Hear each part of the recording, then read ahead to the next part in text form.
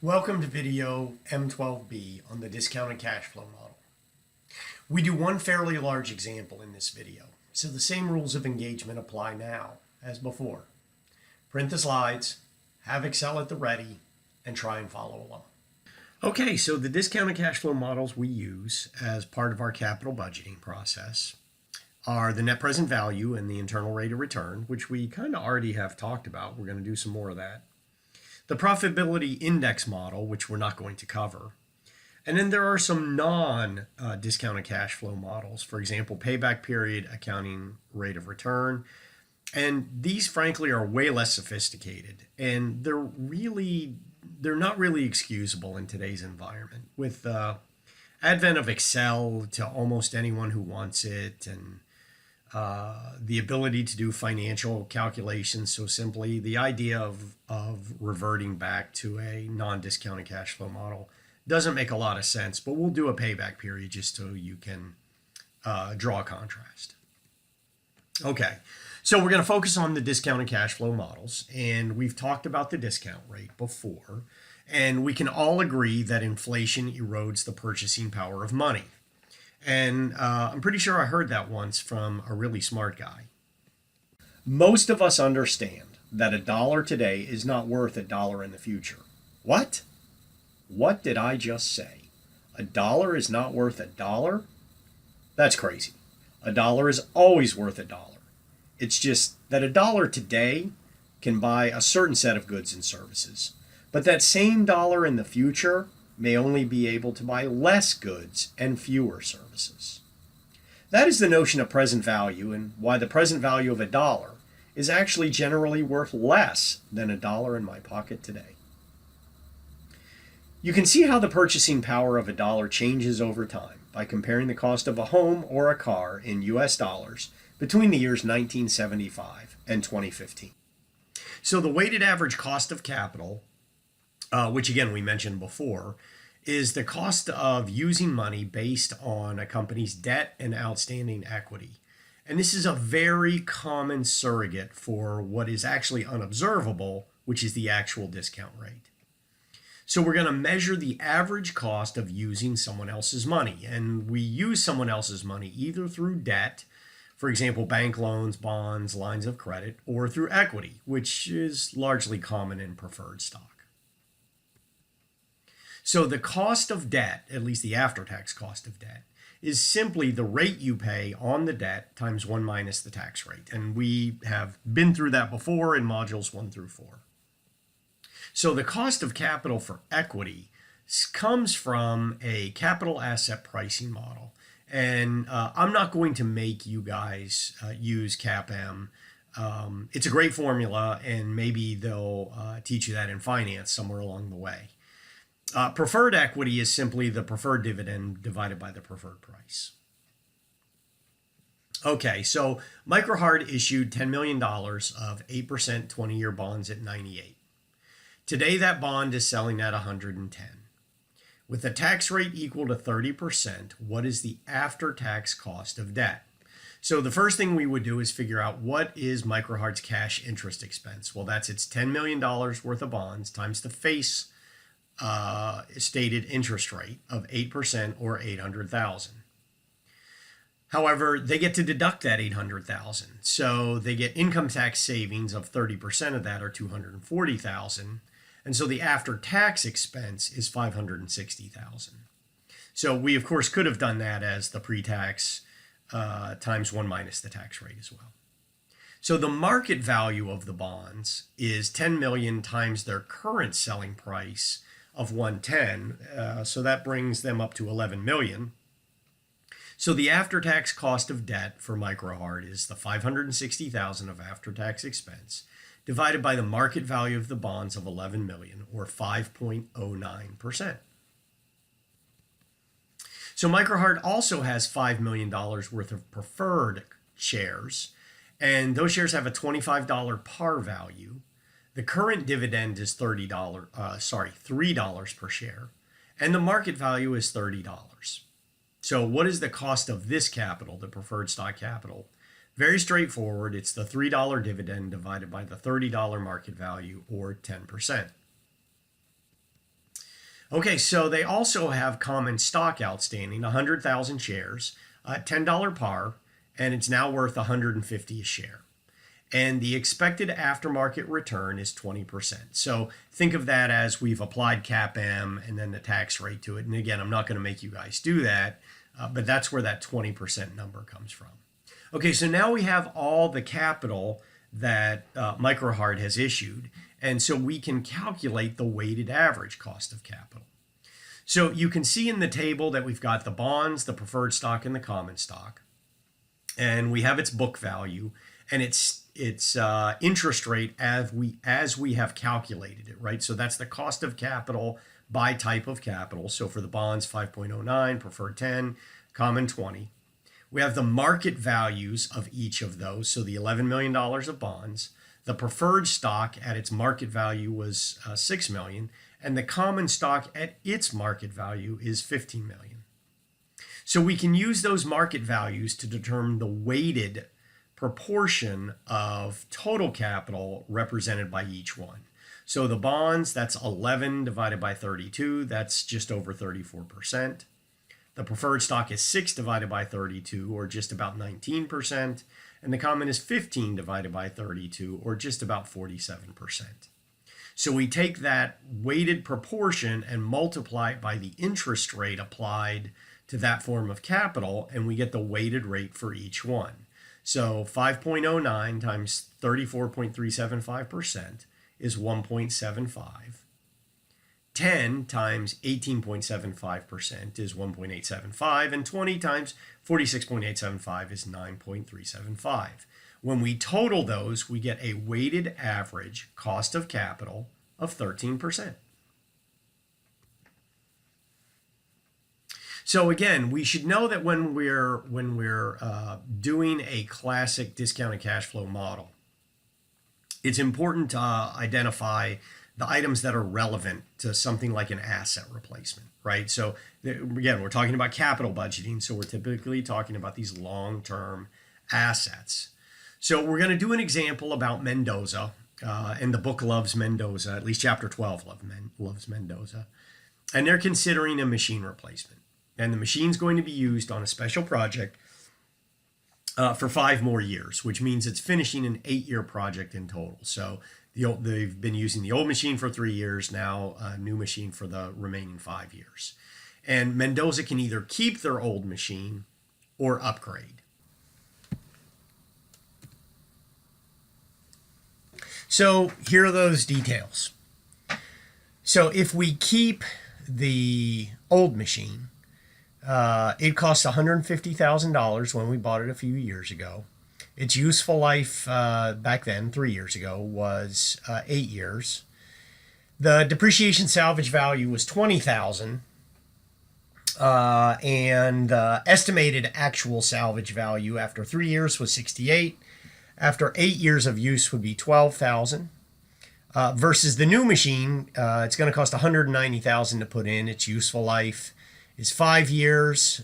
Its estimated depreciation salvage value is $25,000, and its estimated actual salvage value is $22,000. Now, you guys are smart enough to remember your tax depreciation. Know that salvage value has nothing to do with tax depreciation. However, in this particular textbook, they use salvage value as part of depreciation, so we're going to follow that convention, even though we know full well that it is an incorrect convention to follow.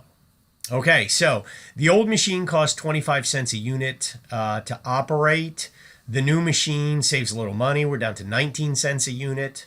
The fixed costs for the old machine were $25,000. They're $24,000 for the new machine. We had to commit $30,000 of working capital when we put the old machine into service. The new machine is going to require an additional or incremental $10,000 of working capital. And the expected outputs in units, that's actually $500,000, not $100,000 for both the old and the new machine. So it's $500,000. Okay, a few additional items. There's a 40% tax rate on Mendoza. They use a 5% discount rate.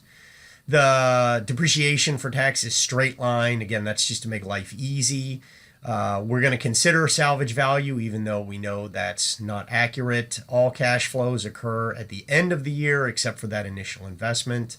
And when we dispose of the old machine, we do that on the same day we acquire the new machine. So think of it like a trade-in.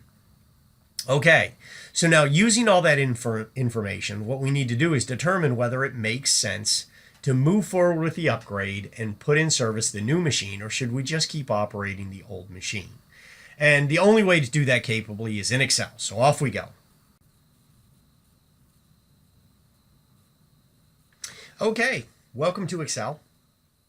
This structure should be starting to look somewhat familiar to you. We have the periods going across the top. We have our relevant costs going down the side that we're going to fill in. And so let's get started. Okay, so remember, we're trying to determine things that are going to be different between the two scenarios. And the two scenarios are just keep the machine we have. And the second scenario is no, go ahead and buy a new machine to replace it. So one of the things we know we'd have to do is buy a new machine. So the cost for that is $190,000, but recall that simultaneous with that, we sell the old machine for $68,000 was the amount of proceeds we expected to receive after 3 years. So there's our pre-tax cash flows. One of the other things we need to consider, however, is the after-tax cash flows, right? So, because we learned after-tax is what matters. So in order to calculate after-tax cash flows, there's no real tax effect from purchasing equipment, but from selling equipment, we know for sure that we got to live it, learn it, know it, and we have an amount realized. So we need to take that amount realized here. Let's do it that way. And we need to deduct the adjusted basis. So I've done a little of that handiwork for us. The old machine cost $150,000. It has a salvage value of $20,000, a useful life of $8,000. And so the annual depreciation is the sum of the cost minus the salvage value divided by 8. So, because remember, we're using salvage values for this process. For 3 years, that's $48,750. And so our tax basis is $101,250. So we know that the adjusted basis is $101,250. That generates a tax loss of $33,250. We get 40% of tax savings on that. So 40% of $33,250 is $13,300. So that's our tax savings. And we're almost done, but remember, we also had to spend an additional $10,000 in working capital. So our after-tax cash flows are $118,700. Because this is in period 0, the present value of those after-tax cash flows is $118,700. And we're ready to continue down the model. Okay, recall one of the other differences between the old and new machine was that they had a different variable cost structure. So recall that the old machine operated at a cost of 25 cents a unit. The new machine operates at a cost of 19 cents a unit. And that's times 500,000 units. So 6 cents times 500,000 units means that I'm going to save $30,000 a year in costs on my variable costs. So that's easy enough to just paint. That happens in every year, so we'll just put it in every year. Recall also that my fixed costs were $25,000 using the old machine, and now they're $24,000. So that means I'm also going to save $1,000 of fixed costs each year that I operate the new machine. Okay, now we're doing great. So we need to consider the old depreciation versus the new depreciation, okay? Because that's the relevant amount, is the difference between those two. So we need to calculate the depreciation on the old machine. Well, we've done that. We did it right here at $16,250. So all we need to do is go pick up that amount for the old machine. And then we just need to think about depreciation on the new machine. Well, I've also done that work for us. The new machine costs $190,000. Its estimated salvage value for depreciation was $25,000. It has a 5-year life, so we can calculate the annual depreciation as $33,000. So now we can go flag that amount. That's a deduction that we're going to take. of $33,000. So now our taxable income is the reduction in variable costs, the reduction in fixed costs, adding back the old depreciation but deducting the new depreciation. We get $14,250 times 40%. We're going to have to pay a little additional tax, but that's okay. And so that takes care of our operating cash flow. So we're doing really well now. We've got a couple things we got to deal with. First is we're going to get that incremental amount of working capital back at the end. But then the other issue is, recall that at the end of this, we need to deal with ultimately the sale of also the new machine, right? So the new machine is going to have some value. We would have sold the old machine at the end of its useful life. Now we're going to sell the new machine at the end of its useful life. So we need to determine what is the difference between those. Well, let's start with the old machine. We were going to realize $12,000 on its sale. Its adjusted basis at the time of that sale would be $20,000. And we can calculate that because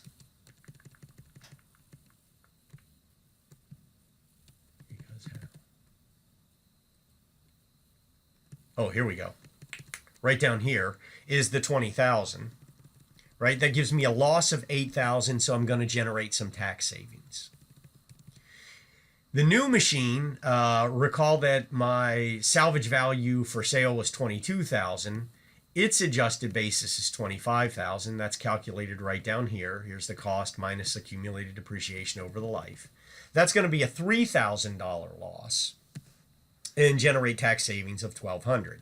So when you think about the difference in the after-tax cash flows between these two options, either keep the old machine for 8 years, buy the new machine, and then get rid of it after 5 years. The difference is I'd have $15,200 for the old machine, but I'd have $23,200 for the new machine for a difference of $8,000. So I need to pick up that $8,000